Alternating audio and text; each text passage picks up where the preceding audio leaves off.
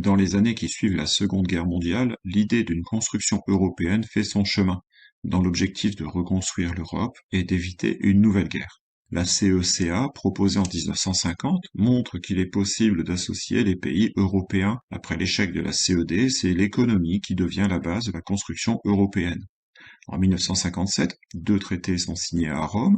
Le premier crée la CEE, Communauté économique européenne. Il s'agit d'harmoniser les frais de douane entre les différents pays, de manière à mettre en place un marché commun.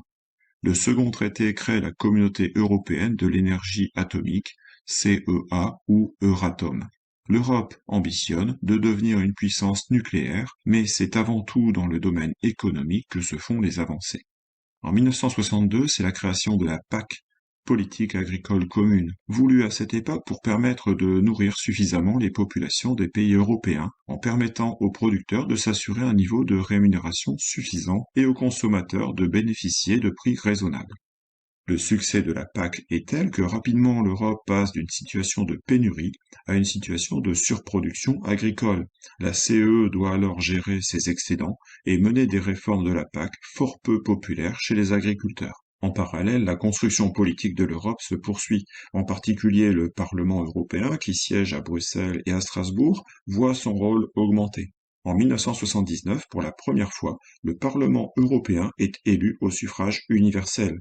La CEE connaît donc des succès qui incitent progressivement les pays qui n'en font pas partie à faire acte de candidature pour y entrer. La CEE est de fait une zone de prospérité qui attire. En 1973, on passe de 6 à 9 membres avec l'adhésion de l'Irlande, du Danemark et du Royaume-Uni qui avait tenté de créer de son côté une association européenne concurrente qui a échoué. En 1980, la Grèce, puis l'Espagne, le Portugal en 1986, des dictatures devenues démocraties entrent dans l'Union européenne. Alors que le bloc de l'Est montre des signes de faiblesse, la CEE poursuit sa construction et attire même le Maroc ou la Turquie qui sont officiellement candidats. En 1986, l'acte unique est décidé, il augmente les pouvoirs de la CEE et cherche à améliorer le fonctionnement des institutions en abandonnant la règle de l'unanimité.